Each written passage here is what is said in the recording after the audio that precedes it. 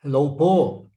Greetings from Rome. Magandang gabi po sa inyong lahat at nagpapasalamat po ako sa Panginoon at sa inyong lahat sa pagkakataon na tayo'y magkasama-sama sa National Mission Congress po na ito bilang pagdiriwang ng biyaya ng Diyos sa atin bilang mga Pilipino, ng biyaya ng pananampalataya at ng misyon. I think much has been said already, and probably all the important things have already been reflected upon and shared upon. So my reflection this evening will hopefully not be heavy. No, I would just like to share from the heart, share also from the experience that I have been gifted with by the Lord as a person, as a Christian, as an ordained minister, and now serving in this office. The task given to me was to reflect on reviving the missionary mandate of the church today in the Philippines and beyond, and in other parts of the world, and not only today, but beyond today. Reviving the missionary mandate. When I first read the title, I said, reviving. Sino ba yung mga nire-revive? E di yung mga hinimatay. O kaya yung mga nanlulupaypay. Bakit? Nawala na ba ang missionary mandate sa simbahan?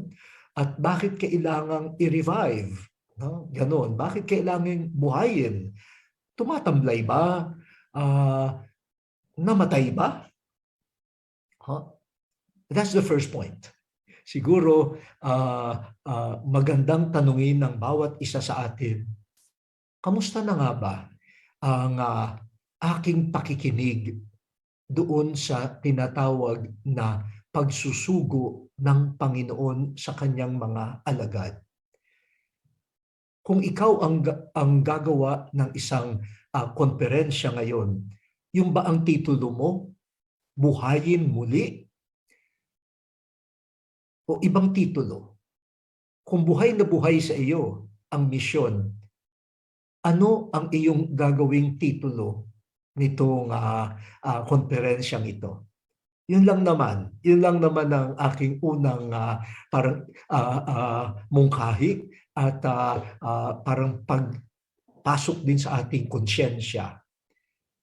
Does the missionary sense need revival in me and in my parish, in a church, or is it alive and therefore needs to be shared rather than revived? Or maybe it is in the sharing or that revival would happen. Ano lang po yun? Pangkiliti lamang ng mga ating imahinasyon. I have here 4 simple points po. 4 simple points following the topic sent to me, reviving the missionary mandate. The first point concerns the relationship between following Jesus or discipleship and mission, being sent by Jesus. I think this is one big area that needs to be rediscovered, revalued, and therefore revived. There could be a tendency to separate the two. Some work on discipleship, getting to know Jesus, following Jesus, even memorizing his words in order to show that I'm really a good disciple, because the word disciple means a student, a learner. So if I can quote the words of Jesus, if I can quote the documents of the church, then I have already achieved my goal. I am a disciple. Yeah, which is very good, but it is not complete. If we look at the New Testament, no, we see Jesus calling, especially in the Gospel of Saint Mark, calling those whom he had chosen, calling people to be with him, to be with him, to learn from him, so that he could send them, so that he could send them as his witnesses. So discipleship, while a good in itself, ito po ay napakabuti sa kanyang sarili lamang, yung pagsunod kay Jesus. But in the mind of Jesus, as reflected to us by the Gospels, Jesus calls disciples to be close to him, to get to know him, to see who he was, to learn from his experiences, to learn and to even witness his cross and resurrection. And why? So that they could be sent. They could be his witnesses. And that's what we call mission. Now, and for me, this is one big need of our time. How the two could be seen as one whole complex reality. Not choosing one and neglecting the other. Not focusing on one and saying the other is just an appendix. And worse, not making the two fight each other. No. Discipleship and mission should not be made to fight each other. No.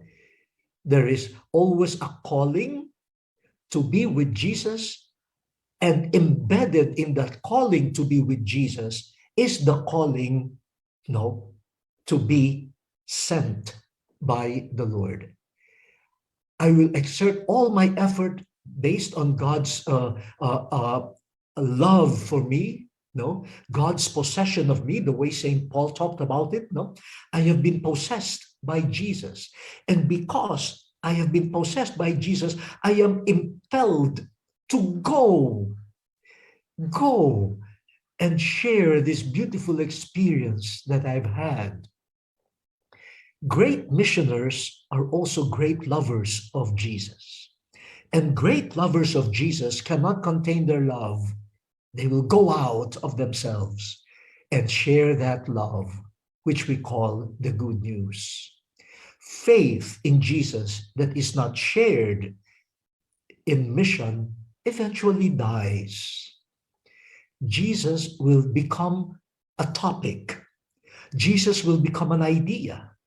Jesus becomes a principle. And who will waste time and even die for an idea?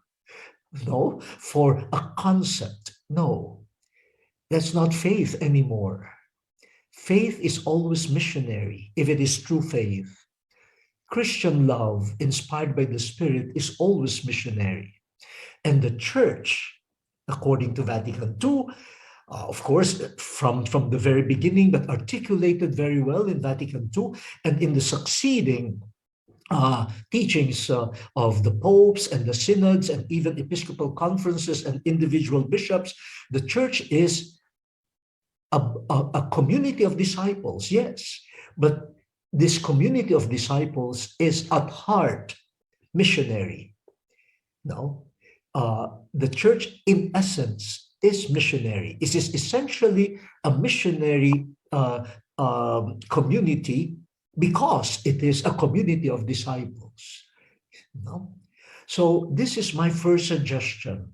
Now, in our catechesis, in our popular religiosity, in our Bible studies, in our formation of communities, of families, in our youth ministries,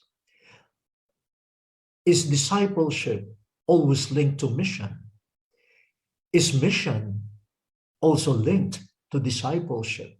Discipleship without mission becomes like a hoarding, no?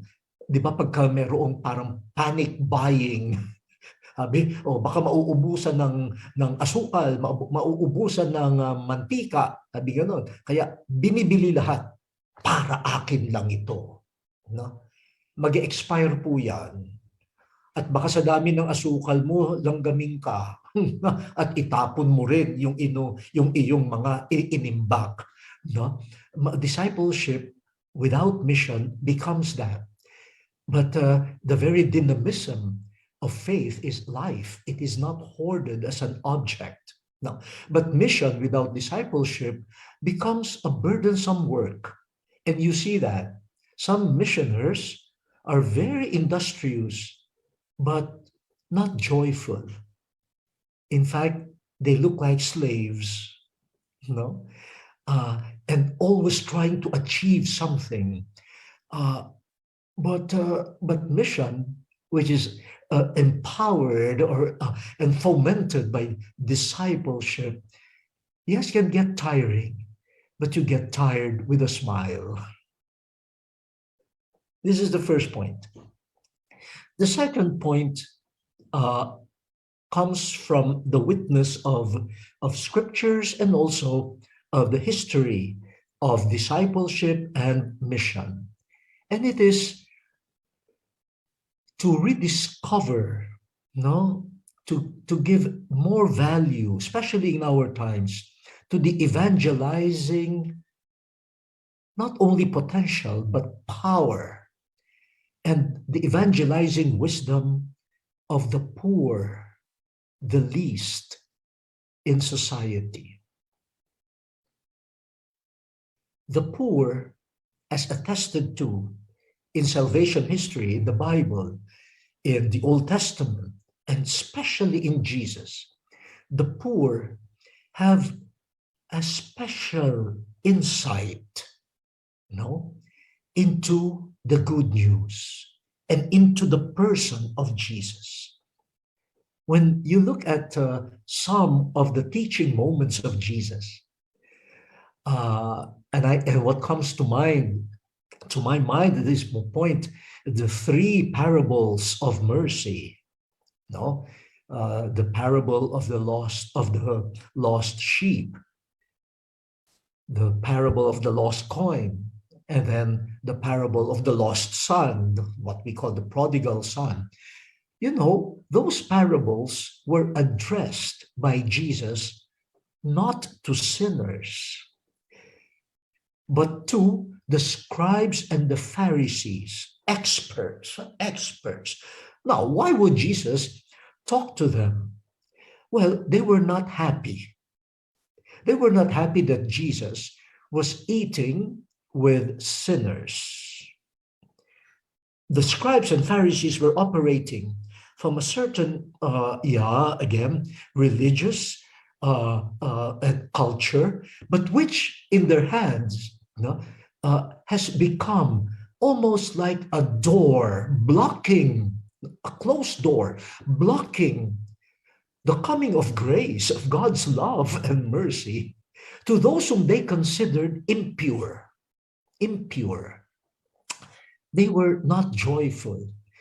But the sinners were so mesmerized with Jesus. They were enjoying their meals with Jesus. But Jesus saw who were not enjoying the meal, who were missing the point, the experts. The poor sinners saw through the person of Jesus and the action of Jesus. And so if you look at the three parables, they all ended with joy, a joyful feast. And parang sinasabi niya, kayo naman, hindi kayo marunong magsaya. Kasi hindi nyo nakikita yung tinatawag nating gospel. Mabuting balita, masayang balita. And the poor should not be deprived of that. And not only that, I think the poor should be given the rightful place as evangelizers, as missioners of all of us, of all the world. Jesus himself blurted, no, a praise to the Father. Thank you for revealing these secrets, not to the learned and the wise, but to the simple. The situation of the poor, no, which we should not tolerate, no, the condition of dehumanizing poverty, planned injustice to keep them poor is horrible. But this is the good news. In that horrible situation, God enters. And when God enters their condition, the poor are also graced with a certain insight, with a certain wisdom, which the poor, the non-poor, seldom see. What a waste of evangelizing power and wisdom if the poor are not allowed and not given their rightful place as privileged disciples of Jesus, the Jesus who identified with them in a special way, the Jesus who even made their presence his presence, the hungry, the thirsty, the homeless, those in prison, the sick. What we do and not do to them, we do or not do to him. Wow. So I think we need to change also our concepts. You know, very often we are not lacking in our attention to the poor. Unfortunately, very often the poor are considered as beneficiaries of our kindness, human assistance, even spiritual service and assistance. But to really make them the protagonists, no? Protagonists in proclaiming the good news coming from their crucifixions, coming from their experience of the resurrection. Sa palagay ko, lahat naman tayo may karanasan na kung sino pa yung parang hirap na hirap, sila yung may tunay na kaligayahan. Ang kanilang mga ngiti ay tunay. Hindi yung ngiti ng mga nagpo-pose para sa selfie. At pagkatapos ng shot ng pelikula ng photographer, balik na naman dun sa yung mukhang parang aburido na parang ganun. It's not that artificial. It is not a smile or a joy that is just for publicity, for advertising a product, no? And tandang-tanda ko nung panahon ng Yolanda, yung mga media na galing sa ibang bansa, no? Nakapanood ako noon eh. Sabi nung isang mamamahayag, grabe ang nangyayari dito. Mga bahay na sira, ang dami mga bangkay dito sa kalye. No? Ewan ko kung ganong katagal ang kailangan na panahon para makabangon ang mga tao rito. Tapos bigla niyang sabi niya, pero ang hindi ko maintindihan, itong mga bata dito, pati yung mga tao, no? Ay nagkakantahan, nagingitian, no? Kapag yung camera ay dumaan sa kanila, naglulundagan, mga ganyan. Sabi, bakit sila masaya pa? Yan. Yan. Tapos, ba't hindi ba tayo nagtataka bakit yung iba, nasabi nga nila, ang kanilang mga buhay ay medyo maayos na, bakit hindi sila masaya? Baka kailangan puntahan natin yung mga nagdurusa at hayaan sila magpahayag ng mabuting balita. Jesus considered many of them as heroes of the faith. When we look at the suffering of Mary and Joseph, the Syrophoenician mother, Martha and Mary, the centurion, These were all outsiders, but they were bearers of the good news.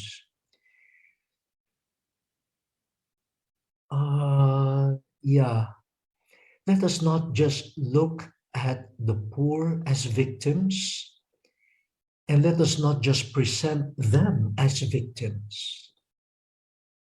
Why not present them to the church and to the wider society as unique and blessed experts in the meaning of the gospel, the meaning of the person of Jesus, the meaning of his resurrection. Kaya po kasama niyan, siguro ay ang pagtingin muli, no, doon sa yung tinatawagan natin na popular religiosity, na parang isa sa pinakamagagandang ekspresyon ng pananampalataya ng mga dukha. Pero baka kailangan hanapin din natin sa tulong nila ano ang aspeto ng misyon na sila lang baka ang nakakakita. Kasi bakit yung mga deboto, no, pinapasa nila sa henerasyon na henerasyon ang kanilang debosyon. Misyon yan, ha? Misyon yan. Pero hindi nakikita minsan ng mga eksperto at ng mga magagaling. Pero ba't hindi natin sila tanungin at ipahayag sa nila? Bakit pati yung mga hindi naman nakakatanggap ng mga hinihingi nila kay Poong Jesus Nazareno, taon-taon pupunta, mamamanata, at dadali ng mga anak, at tuturuan ng mga anak. Pinapasa, hindi lamang ang isang ideya, kundi ang isang karanasan.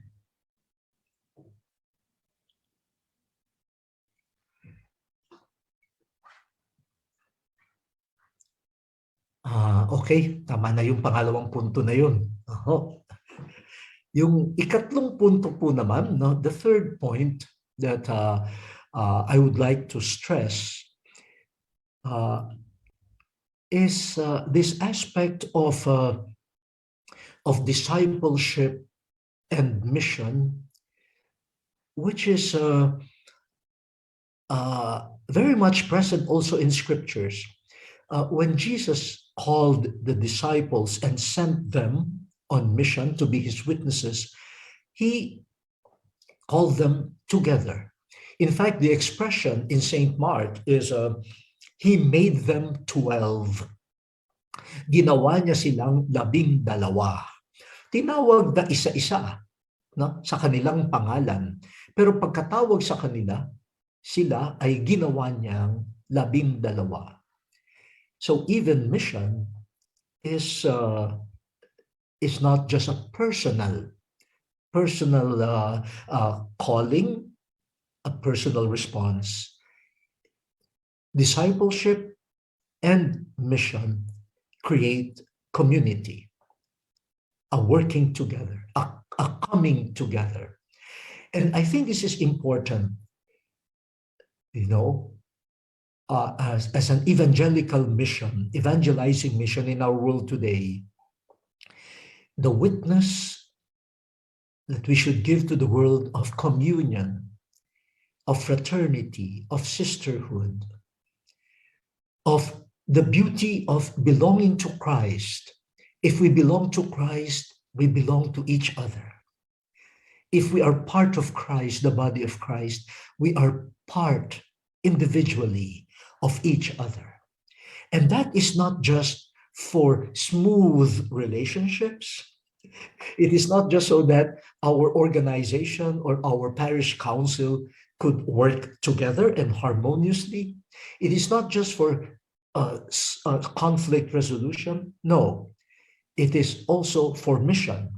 In fact, in the prayer of St. John, as prayer of Jesus in St. John's Gospel, the so-called high priestly prayer, before his crucifixion, he prayed that the disciples may be one,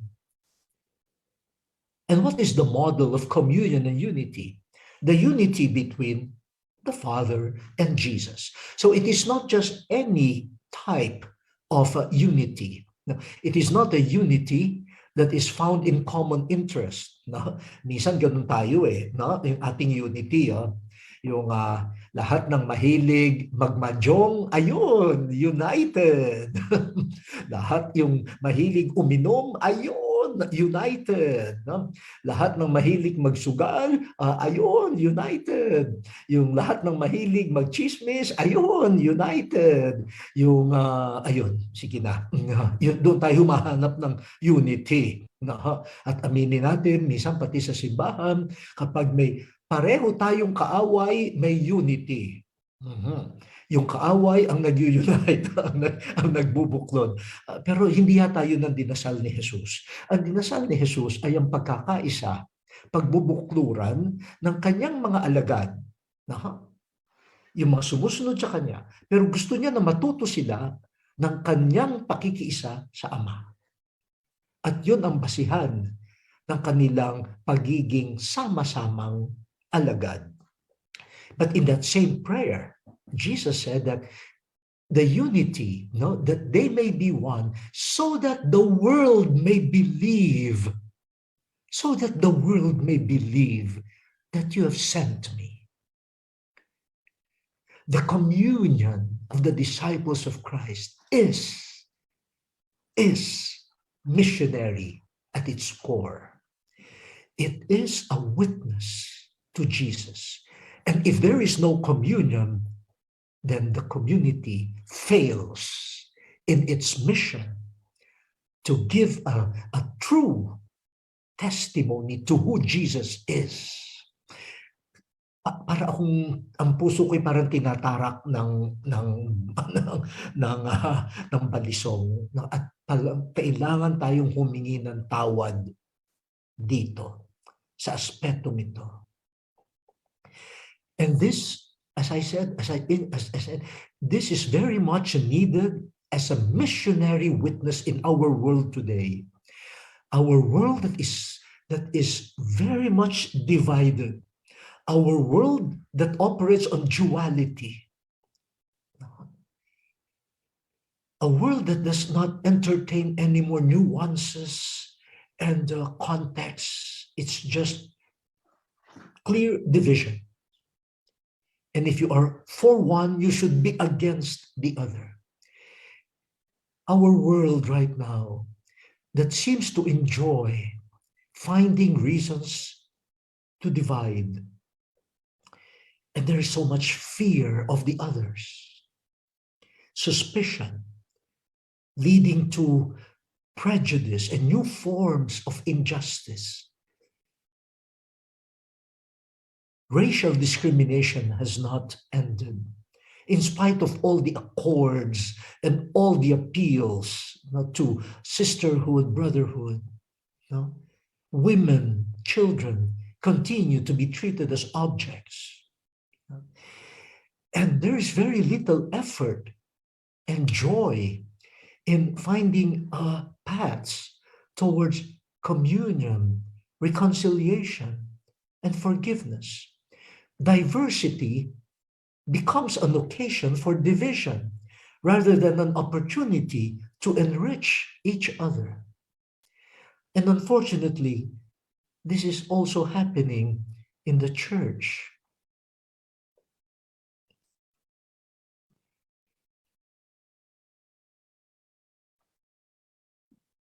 I am not violating any secret, by saying this, because, and thankfully it has been resolved. But one of my pains, working in the propagation, the Congregation for the Propagation of the Faith, is having to face many, but in this one particular case, where a newly appointed bishop, while waiting for his ordination as bishop,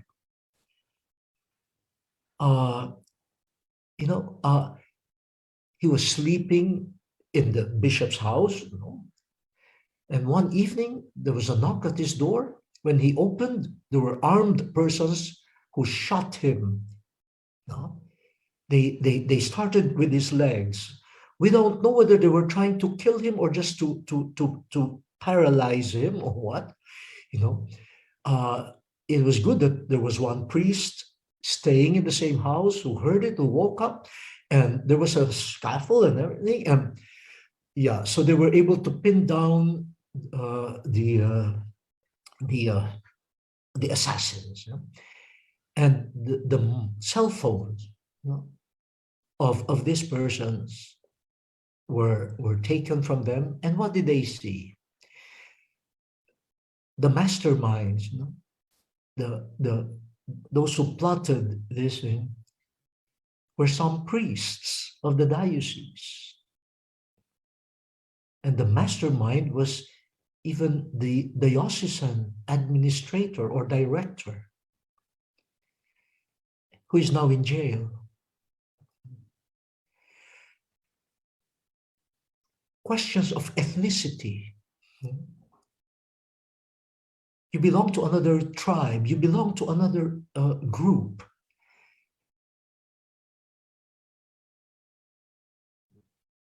But then you say,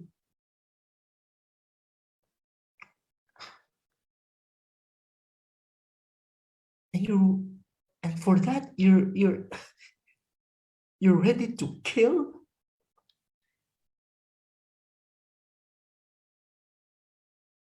What has happened to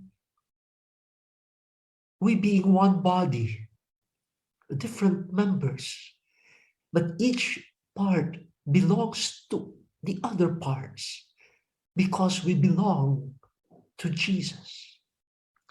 In Jesus, there is no Jew or Greek, slave or free, man or woman, for you all are Christ's.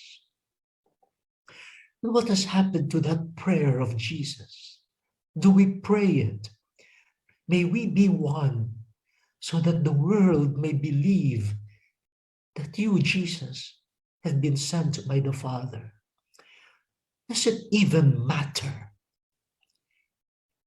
And something like that happening in a country where Christians are a tiny minority. If I were a non-Christian looking at that, hearing about that, what motivation would I have to join that group called Christians? They are out there to destroy each other.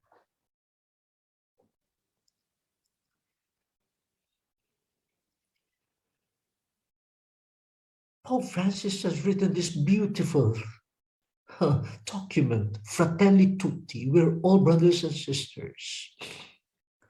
But again, it is not just for an internal consumption, so that within the church we would live together harmoniously. No, it is a missionary document, no, giving witness to the one God, the triune God,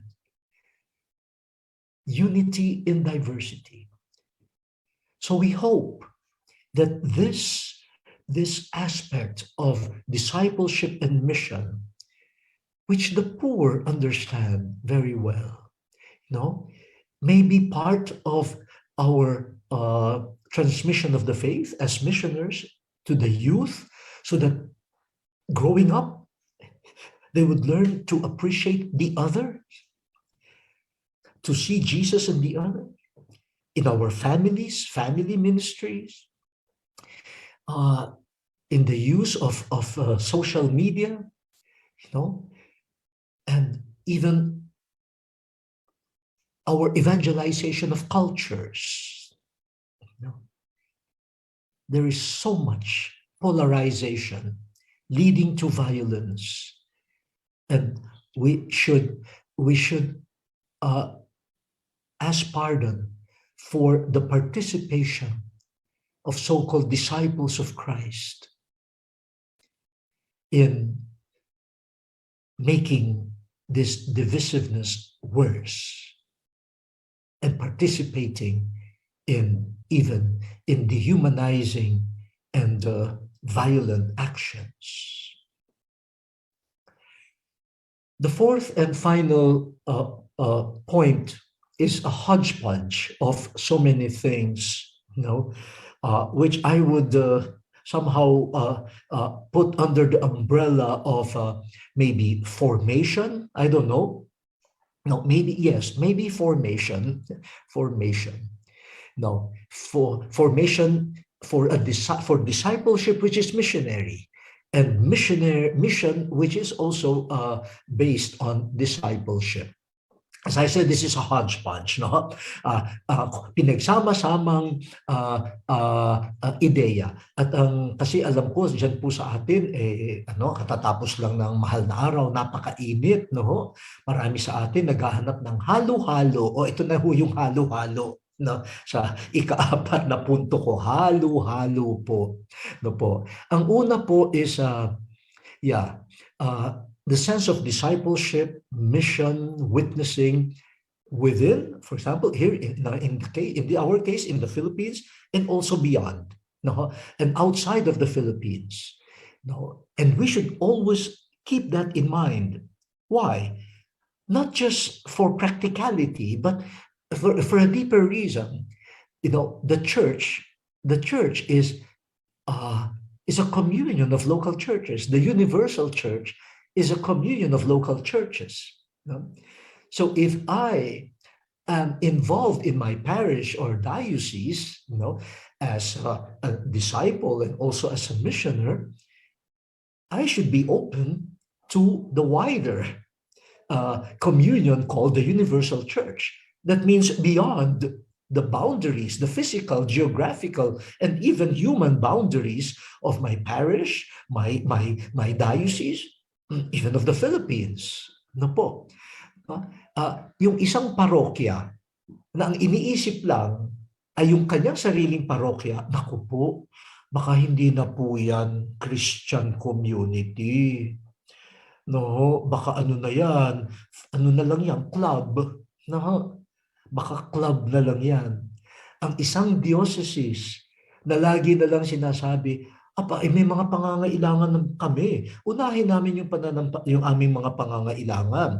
Oo nga, pero nakikita ba yung pangangailangan din ng iba? Kapag hindi na yun nakikita, naging bulag-bulagan na, baka hindi na po yan Christian community. No? Baka nakakatakot yan, ha? Baka yan ay maging club na lang, organisasyon lang. So a true Christian is always open to others.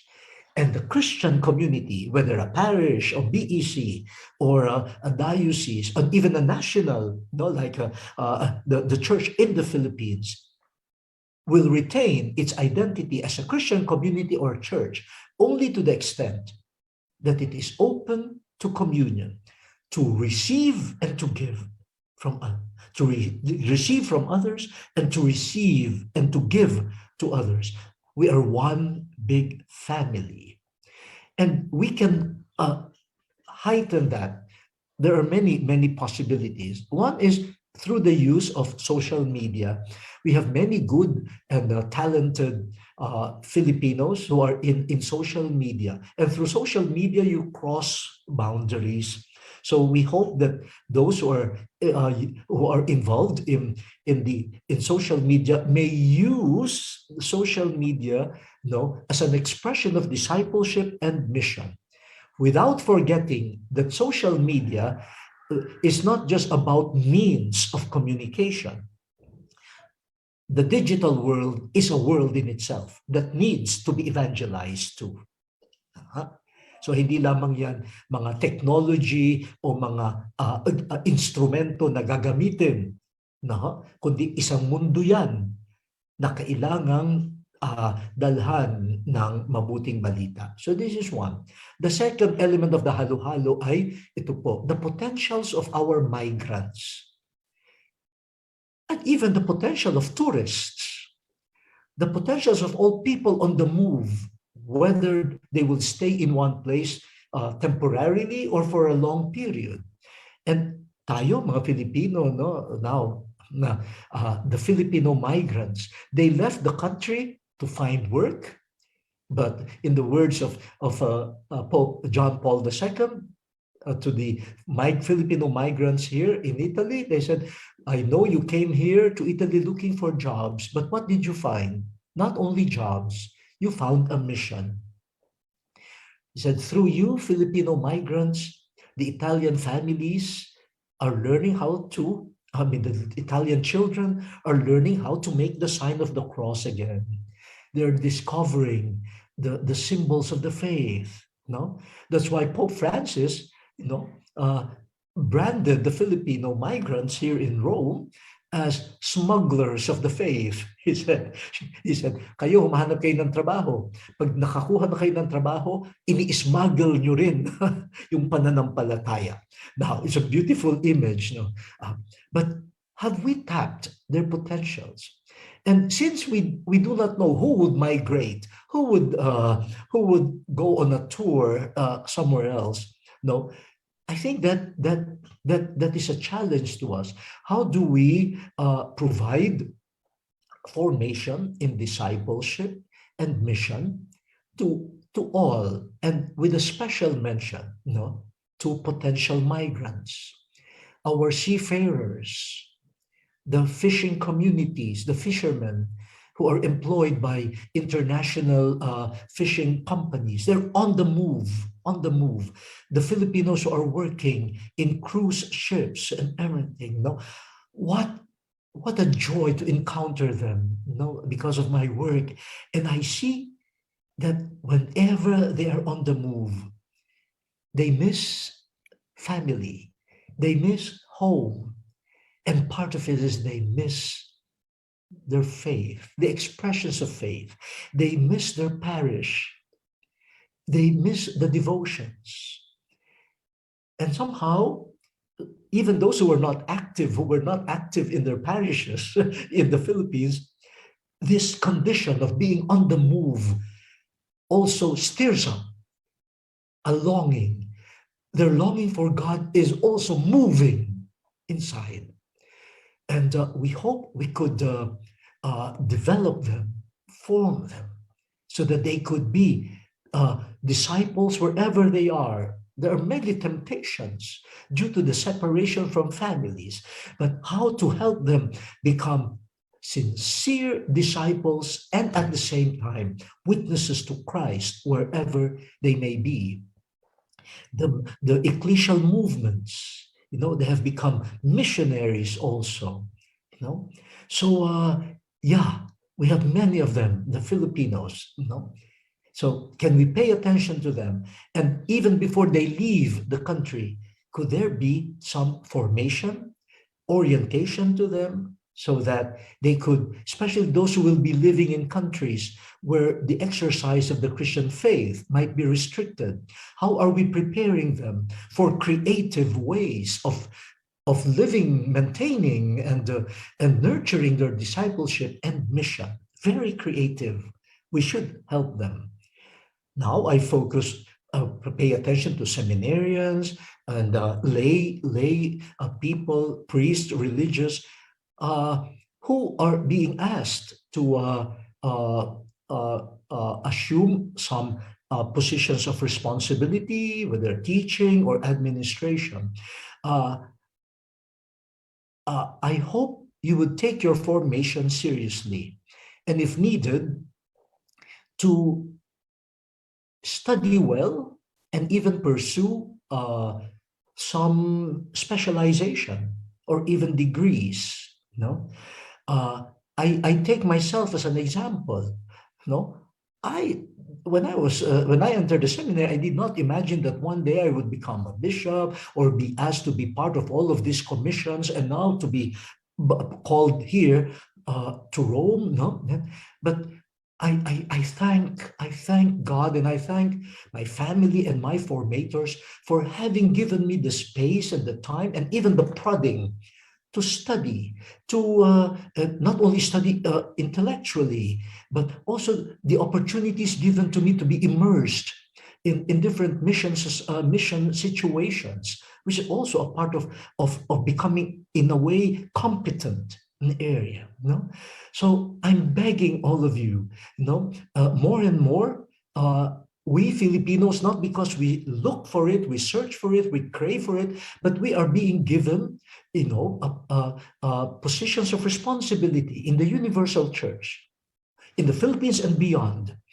So we prepare, we study, we take our specialization, we take our competencies seriously, not for selfish gain, but for mission, for work. But having said that, I want to use the expression of Pope Francis. Specialization, yes, but not to become elitist. Yes, being scientific in your study, yes, but not to become elitist. No. To be competent, but not, again, to be elitist. According to Pope Francis, formation should always be popular, meaning, that it is accessible and chewable by ordinary people.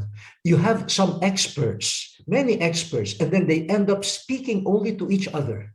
And they understand, I hope they understand each other, but the more they don't understand each other, the more they say, oh, look how profound we are. No, even specialization is for mission.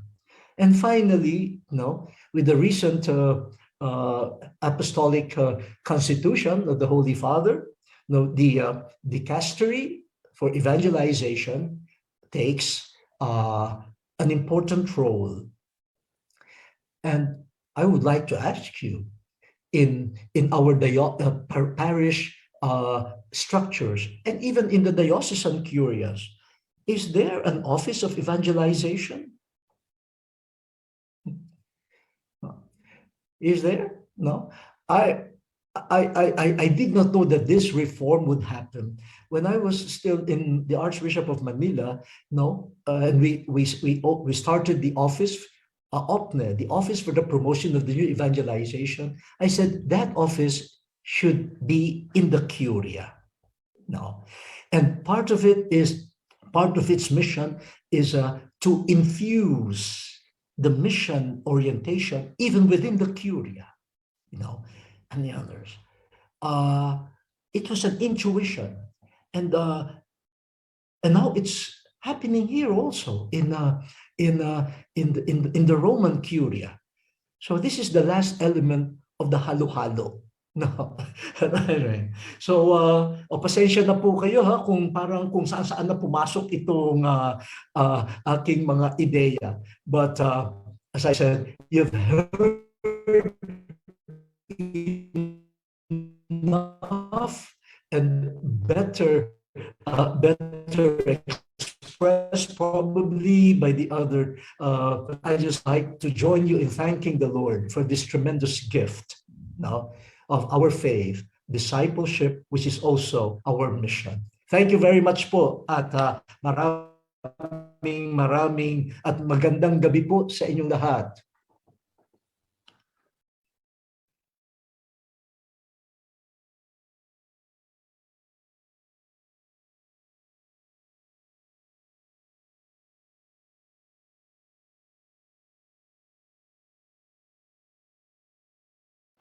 Thank you so much, His Eminence Cardinal Luis Antonio Tagle, for that talk on reviving the missionary mandate of the Church today and beyond. Bago po ang lahat, sana po ay mayroon kayong masarap na halo-halo dyan sa Roma. Thank you for joining us all the way from Rome, and thank you especially for reminding us about the beauty of belonging to Christ. Thank you for reminding us that beyond faith, we must love, and we must share this love, and that this love is a Christian love, and that Christian love is always missionary. Incidentally, today is Dominus Est Day, and Dominus Est is the motto of Cardinal Tagle. So in this spirit and following his message, we would like to say that we would shout from the top of our lungs in faith and from the bottom of our hearts, with love, it is the Lord. And now we have an abundance of holiness today, because to personally thank Cardinal Tagle, we have two bishops who are responsible for the Second National Mission Congress. Bishop Arturo Bastes, who is the Archbishop Emeritus of the Diocese of Sorsogon, was the chairman of the CBCP Episcopal Commission on Mission, under whose leadership the Second National Mission Congress was conceptualized.